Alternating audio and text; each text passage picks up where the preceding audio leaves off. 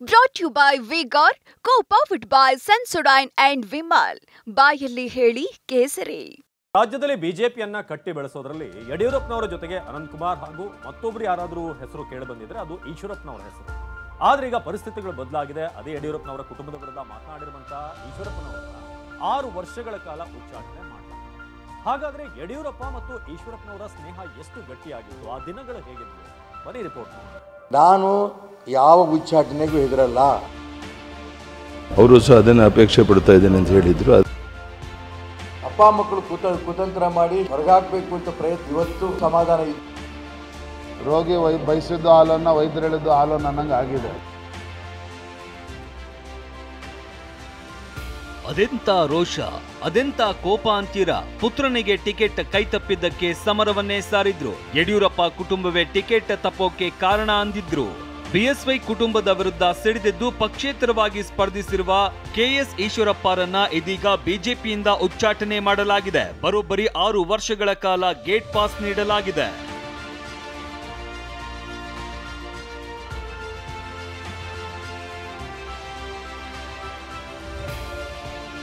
ಶಿವಮೊಗ್ಗದಲ್ಲಿ ಪಕ್ಷೇತರ ಅಭ್ಯರ್ಥಿಯಾಗಿ ಈಶ್ವರಪ್ಪ ಕಣಕ್ಕಿಳಿದಿದ್ದಾರೆ.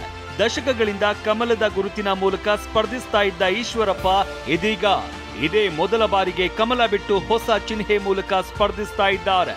ಕಬ್ಬಿನ ಜೊತೆ ಇರುವ ರೈತ ಗುರುತಿನ ಚಿಹ್ನೆ ಅಡಿಯಲ್ಲಿ ಪಕ್ಷೇತರ ಅಭ್ಯರ್ಥಿಯಾಗಿ ಕೆಎಸ್ ಈಶ್ವರಪ್ಪ ಸ್ಪರ್ಧೆ ಮಾಡ್ತಿದ್ದಾರೆ.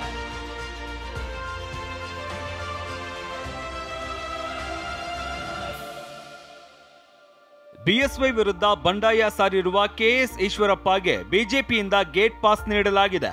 6 ವರ್ಷಗಳ ಕಾಲ ಪಕ್ಷದಿಂದ ಉಚ್ಚಾಟಿಸಲಾಗಿದೆ. ಈ ಬಗ್ಗೆ ಬಿಎಸ್ವೈ ಕುಟುಂಬದ ವಿರುದ್ಧ ಈಶ್ವರಪ್ಪ ಹರಿಹಾಯ್ದಿದ್ದಾರೆ. ತಂದೆ ಮಕ್ಕಳ ಕುತಂತ್ರ ಫಲಿಸಿದೆ ಅಂತ ಕುಟುಕಿದ್ದಾರೆ. ಇದಕ್ಕೆ ಕೌಂಟರ್ ಕೊಟ್ಟ ಬಿಎಸ್ವೈ ಉಚ್ಚಾಟನೆ ಶಿಸ್ತು ಸಮಿತಿ ನಿರ್ಧಾರ ಅಂತ ಆರೋಪವನ್ನ ತಳ್ಳಿ ಹಾಕಿದ್ದಾರೆ.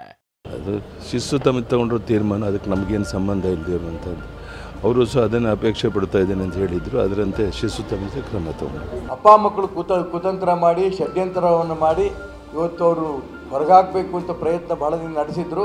ಅದು ಇವತ್ತು ಅವರಿಗೆ ಸ್ವಲ್ಪ ಸಮಾಧಾನ ಇದ್ದಿದ್ದು.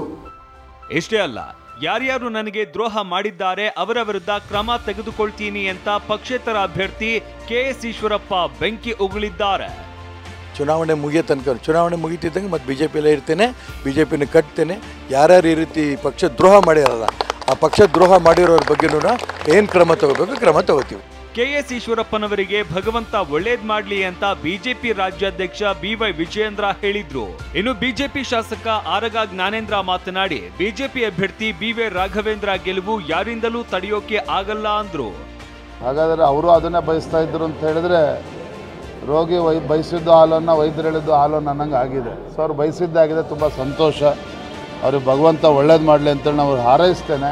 ಇವತ್ತು ನಮ್ಮ ಶಿಕಾರಿಪುರ ಉಚ್ಚರಾಯನ ಜಾತ್ರೆ ಇವತ್ತು ಭಾಳ ವಿಶೇಷವಾಗಿರ್ತಕ್ಕಂಥ ಸಂದರ್ಭ. ಅವರು ಹೊರಗಡೆ ಹೋದರೂ ಸ್ಪರ್ಧೆ ಮಾಡ್ತೀನಿ ಅಂತ ಹೇಳಿದ್ದಾರೆ. ಗೆಲುವು ನಮ್ಮದೇ ಅಂತ ಹೇಳಿ ಈಗ ಹೇಳ್ತಾ ಇದ್ದಾರೆ. ಹಾಗಾಗಿ ಅವ್ರ ಬಗ್ಗೆ ನಾನೇನು ಹೇಳಲಿಕ್ಕೆ ಹೋಗೋದಿಲ್ಲ. ಆದರೆ ಈ ಕ್ಷೇತ್ರದಲ್ಲಿ ಬಿ ವೈ ರಾಘವೇಂದ್ರ ಅವರ ಗೆಲುವನ್ನು ತಡೆಗಟ್ಟಲಿಕ್ಕೆ ಯಾರಿಂದನೂ ಅಸಾಧ್ಯ. ಕೆಎಸ್ ಈಶ್ವರಪ್ಪ ಅವರನ್ನೇ ಪಕ್ಷವೇ ಉಚ್ಚಾಟನೆ ಮಾಡುವ ಪರಿಸ್ಥಿತಿ ಬಂದಿದೆ. ಕೆಎಸ್ ಈಶ್ವರಪ್ಪ ಯಡಿಯೂರಪ್ಪ ಸ್ನೇಹ ಅಂತಿಂತ ಸ್ನೇಹ ಅಲ್ಲವೇ ಅಲ್ಲ. ಚಿಕ್ಕಂದಿನಿಂದಲೂ ಇಬ್ಬರು ಕುಚುಕುಗಳು ಆಗಿದ್ರು. ಆದ್ರೆ ಇದೀಗ 3.5 ದಶಕಗಳ ನಂಟು ಅಂತ್ಯವಾಗಿದೆ. ಬಿಜೆಪಿ ಆರಂಭದಿಂದಲೂ ಯಡಿಯೂರಪ್ಪ, ಈಶ್ವರಪ್ಪ, ಅನಂತಕುಮಾರ್ ರದ್ದು ತ್ರಿವಳಿ ಜೋಡಿಯಾಗಿತ್ತು. ಇಡೀ ರಾಜ್ಯವನ್ನೇ ಸುತ್ತಿದ್ದ ಈ ನೇತಾರರು ಪಕ್ಷವನ್ನ ಕಟ್ಟಿ ಬೆಳೆಸುವಲ್ಲಿ ಮಹತ್ವದ ಪಾತ್ರ ವಹಿಸಿದ್ರು. ಆರ್ಎಸ್ಎಸ್ನಿಂದ ದೇಶಪ್ರೇಮ ಮೈಗೂಡಿಸಿಕೊಂಡಿದ್ದ ಇಬ್ಬರು ತುರ್ತು ಪರಿಸ್ಥಿತಿ ವೇಳೆ ಸಹಜವಾಗಿಯೇ ಹೋರಾಟಕ್ಕೆ ಧುಮುಕಿದ್ರು. ಆಪ್ತರಾಗಿದ್ದ ಯಡಿಯೂರಪ್ಪ, ಈಶ್ವರಪ್ಪ ಜೊತೆಗೂಡಿ ವ್ಯಾಪಾರ ಕೂಡ ನಡೆಸಿದ್ರು. ಅಷ್ಟೊಂದು ಅವಿನಾಭಾವ ನಂಟು ಹೊಂದಿದ್ರು.